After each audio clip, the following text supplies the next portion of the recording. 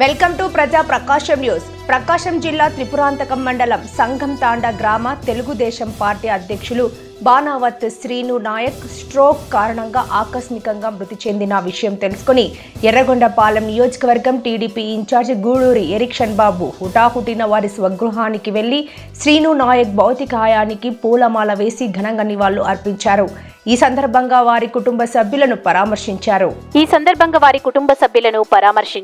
సందర్భంగా ఆయన మాట్లాడుతూ శ్రీను నాయక్ లేని లోటు తీరనిదని ఆవేదన వ్యక్తం చేశారు.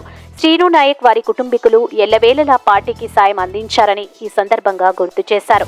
వారి కుటుంబానికి తక్షణ సాయంగా 50,000 రూపాయలను ఎరిక్షన్ బాబు అందించారు. అలాగే వారి పిల్లల భవిష్యత్తును పూర్తిగా పార్టీ చూసుకోవాలని మంత్రి నారాయణ లోకేష్ దృష్టికి తీసుకెళ్లారు. ఈ కార్యక్రమంలో తెలుగుదేశం పార్టీ నాయకులు, కార్యకర్తలు, ప్రజలు భారీగా పాల్గొని శ్రీను నాయక్ కు నివాళులు అర్పించారు.